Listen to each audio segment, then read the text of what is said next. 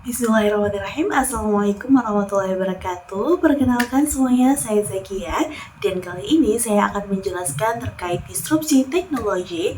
Yang pertama, AI journalism. Yang kedua, podcast. Dan yang ketiga, VR. Yang kita ketahui bahwa era disrupsi teknologi merupakan masa di mana perkembangan teknologi informasi dan komunikasi membawa perubahan drastis terhadap berbagai aspek kehidupan, terutama dalam industri media dan jurnalistik.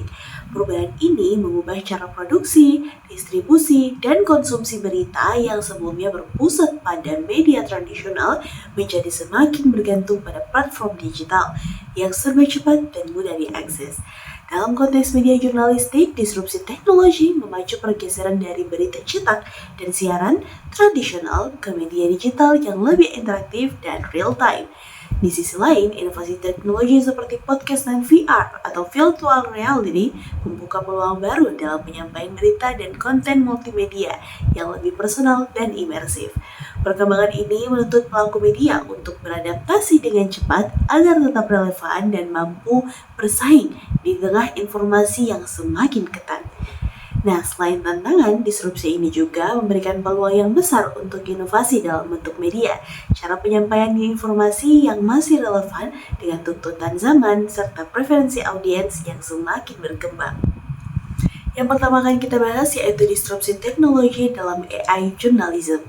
Disrupsi teknologi dalam AI journalism atau jurnalistik berbasis kecerdasan buatan adalah perubahan mendasar dalam cara produksi, penyajian, dan distribusi berita yang melibatkan sistem otomatis berbasis algoritma dan AI. AI tidak hanya memproses data untuk mendukung tugas teknis, tetapi juga secara mandiri dapat menghasilkan narasi berita, menganalisis tren isu dari media sosial, serta menyesuaikan konten berdasarkan minat dan perilaku audiens secara real-time. Contohnya, automated journalism yang memungkinkan pembuatan laporan data seperti hasil data pertandingan olahraga, laporan keuangan, atau cuaca secara otomatis tanpa keterlibatan langsung manusia.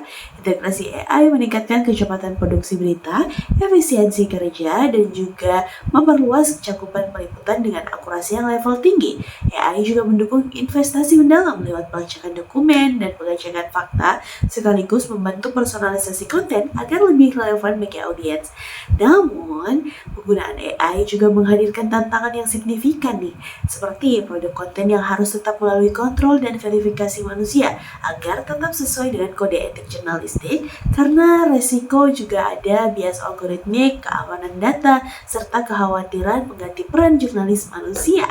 Nah, dalam praktiknya, AI juga berfungsi sebagai alat bantu yang memperbolehkan jurnalis fokus pada pekerjaan kreatif dan analitis, bukan pengganti sepenuhnya.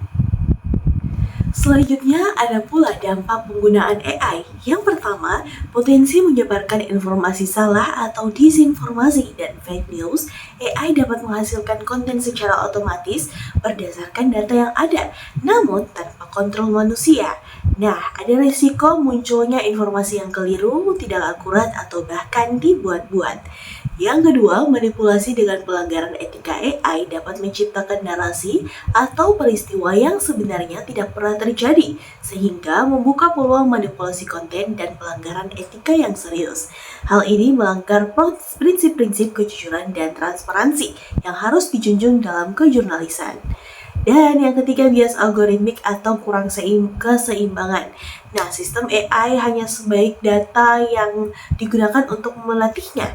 Jika data tersebut tidak representatif atau mengandung bias tertentu semacam politik, budaya, atau ekonomi, AI akan memperbuat bias tersebut dalam konten yang dihasilkan. Yang keempat, kurangnya transparansi dan akuntabilitas. Banyak sistem AI nih yang menggunakan secara tertutup, sehingga sulit dilacak bagaimana keputusan penulisan atau penyuntikan dilakukan oleh AI. Nah, ini dapat menimbulkan masalah nih dengan akuntabilitas dalam dunia jurnalistik, karena publik maupun pengawas media tidak dapat mengaudit proses yang dilakukan AI. Yang kelima, penghilangan peran manusia dan kekhawatiran plagiarisme. Penggunaan AI secara berlebihan dapat menggeser peran jurnalis manusia yang berpotensi menimbulkan pengangguran dan menurunkan kualitas profesionalisme. Selain itu, ada kekhawatiran bahwa tulisan AI yang didasarkan pada data besar dapat masuk kategori plagiarisme jika tidak melalui proses editing dan verifikasi manusia. Dan clue yang keenam, pengabaian perlindungan narasumber dan dampak sosial AI. Nah, AI tidak memiliki empati dan tidak memiliki pertimbangan etis sehingga tidak mampu melindungi narasumber atau pihak-pihak yang terlibat dalam berita.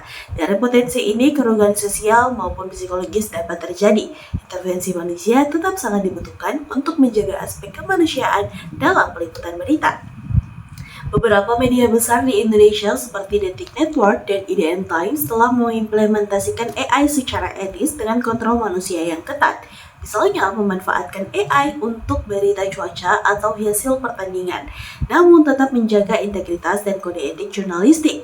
Kementerian Komunikasi dan Informatika juga telah mengeluarkan pedoman etika penggunaan AI sebagai upaya regulasi dan pengawasan terhadap potensi pelanggaran dalam penggunaan teknologi ini. Selanjutnya kita akan membahas podcast.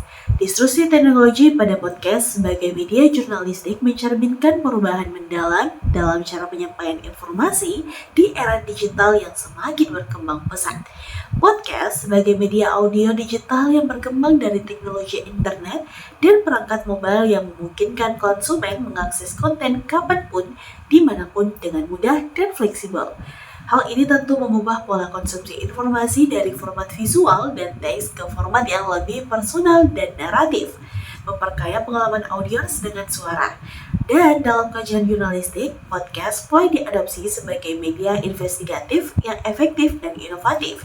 Podcast memberikan kelebihan dalam menyajikan pelaporan mendalam dan cerita kompleks dengan gaya yang lebih santai dan personal. Sehingga ini menarik audiens muda yang cenderung jarang mengakses media konvensional. Podcast juga memungkinkan integrasi teknologi baru dalam produksi dan distribusi, termasuk streaming on demand, interaksi real time, dan kemampuan menjangkau audiens global tanpa batas geografis. Selanjutnya, dampak disrupsi teknologi terhadap model bisnis podcast jurnalistik sangat signifikan dan mengubah paradigma bagaimana media audio digital ini menghasilkan pendapatan dan mempertahankan keberlanjutan. Pertama, disrupsi ini memungkinkan monetisasi podcast melalui beberapa sumber pendapatan baru seperti sponsorship, iklan digital, pendanaan crowdfunding, dan kemitraan eksklusif dengan platform streaming besar. Kedua, teknologi digital ini memberikan kemudahan distribusi dan akses audiens secara on demand, sehingga podcast dapat menjangkau pasar yang sangat luas dan beragam, termasuk segmen audiens muda yang lebih memilih konsumsi media fleksibel melalui perangkat mobile. Namun, ada juga dampak negatif berupa ketimpangan ekonomi dalam ekosistem podcast. Nah, hanya kreator dan personal branding dengan reputasi kuat yang mampu menguasai pasar dan mendapatkan pendapatan signifikan, sementara kreator kecil dan jurnalis tradisional menghadapi tekanan dan penurunan pendapatan karena berkurangnya iklan di media konvensional. Selanjutnya, kita akan membahas tentang VR. Disrupsi teknologi melalui virtual reality dalam media membawa perubahan revolusioner yang mengubah cara kita mengonsumsi dan berinteraksi dengan konten digital. VR adalah teknologi komputer yang menciptakan simulasi lingkungan 3 dimensi yang sepenuhnya imersif dan memungkinkan pengguna merasa seolah-olah benar-benar berada di dalam dunia virtual tersebut. Nah, pengguna dapat melihat, mendengar, dan juga berinteraksi dalam lingkungan digital tersebut secara real-time menggunakan perangkat seperti headset VR dan controller khusus. Dalam konteks media, VR memungkinkan penyajian konten yang jauh lebih interaktif dan personal dibandingkan dengan media-media tradisional.